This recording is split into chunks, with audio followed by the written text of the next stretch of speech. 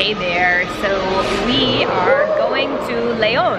We're at the bus station. Harper is in a little mechanical car. We are here with our friend Greg. He's going with us, but he will not be in the vlog because he has a strict no troll policy for his life. So, which I think is really smart. You should think about that. Anyway, I think we're going to go to the aquarium, see a cool church, and maybe other stuff. So, let's go. Our trip to Leon was a little spur of the moment. Jesse had been there once while Harper and I were in Merida, and he wanted to go back. I was a little nervous because Leon's a bigger city. About 1.5 million people live here.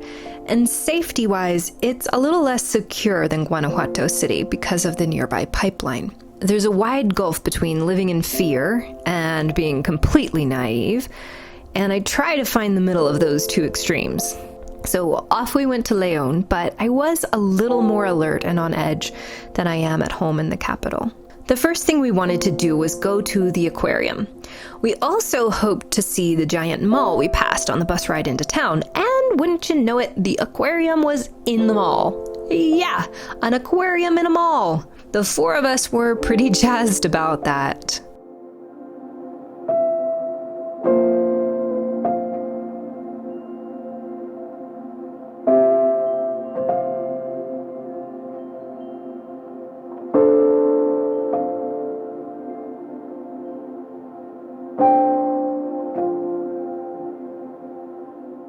As we walked through the aquarium, watching the fish glide past us, gasping whenever we saw a shark or a ray, I passed a lady pushing an older woman in a wheelchair, and I watched her face lit by the blue lights of the tanks as she looked up at the fish floating by, and I thought how beautiful she was.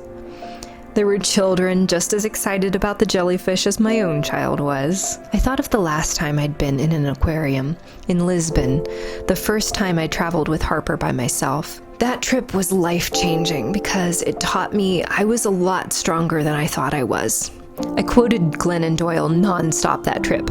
We can do hard things. We can do hard things. We can do hard things. And on the last day of that trip, Harper sat on our suitcase while I struggled to zip it closed, and she said, "Mommy, we can do hard things." Yes, baby girl, we can. And here I am now, living in Mexico, looking at these fish, shopping at this mall.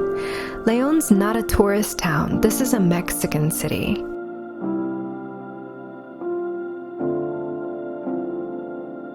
After the aquarium, we went for lunch, and Jesse and Greg were very excited about the possibility of eating at Chili's. So this next sequence is completely their fault, and I take no responsibility for it. So don't tell me in the comments what a shame it was we ate this food while in Mexico, the country whose national cuisine is actually a UNESCO Intangible Heritage of Humanity. I know. But the thing was, we were probably the only foreigners in the restaurant. The waiters sang the restaurant's version of Happy Birthday to at least 2 tables. Mexicans eating at Chili's. A whole bunch of Mexicans eating at Chili's. I mean, the food was as good as it is in the United States, and you can interpret that however you wish. So I guess someone needs to tell all of them they're acting like gringos. The highlight of the mall, other than the aquarium, was Miniso. I don't know. Greg and I went a little nuts in here. It basically feels like a Japanese 100 yen store where everything is cool and or cute and super affordable. The place was mobbed. Again, Mexicans and 2 gringos going gaga over cheap and adorable Japanese products made in China. Welcome to 2019. Life is beautiful. As the sun was beginning to set, we made our way to the Cathedral Basilica de Nuestra Señora de la Luz, or Cathedral Basilica of Our Lady of the Light. I literally gasped when I saw it. This place is stunning. I think there might have been weddings going on, but I don't know enough to know if that's what was happening. Whatever it was, people were dressed up and there were pictures being taken and everyone seemed to be quite jolly. I don't know how you do weddings in your home country, but I think we can all agree that weddings would be much better if there were a guy outside the church selling potato chips and hot sauce. Am I right? As we explored the church and watched as the sun went down, as we watched children play around the fountains in the plaza next to the church, I thought about Mexicans, about my Mexican neighbors. I thought about the way some people in my country talk about Mexicans and think about Mexico. Watch the news and you'll likely be convinced that Mexico is a desert wasteland of cartel killings and drug smugglers and a whole bunch of average people who want nothing more than to move to the US for a better life. There are a lot of Mexicans living in the United States.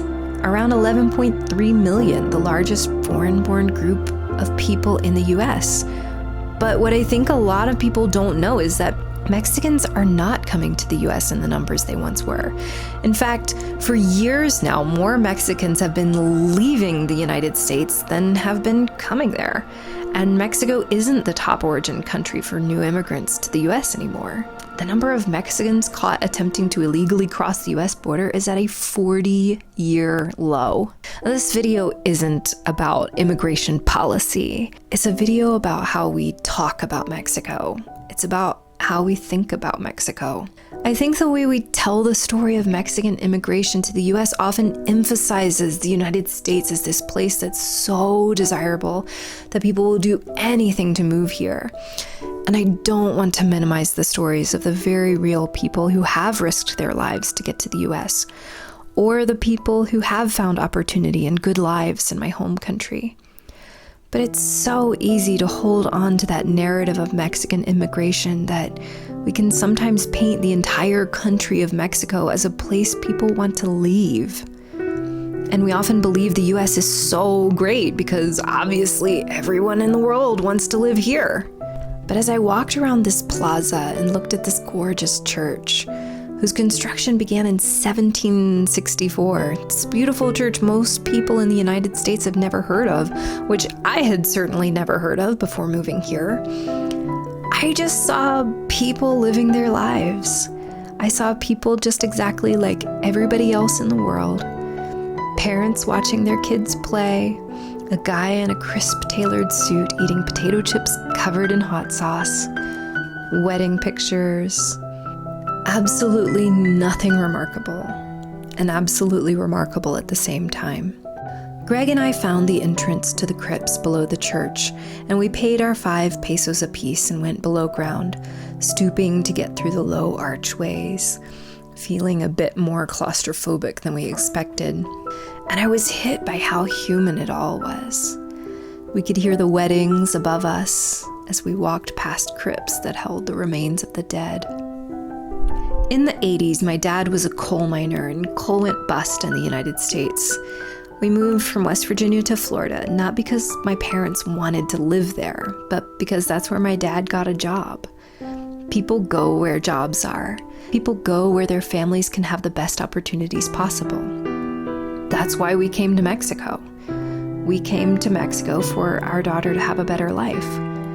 And a lot of Mexicans have found better lives in the United States, and that's a story worth telling. But what I want to talk about today is what gets left out of the story so often. The millions of people in Mexico who don't want to live in the United States. People love to tell me in the comments section that real Mexicans can't afford any of the things I have. They can't afford the house I'm renting. They can't afford the restaurants I'm eating at. And there is poverty here, and I never want to minimize that.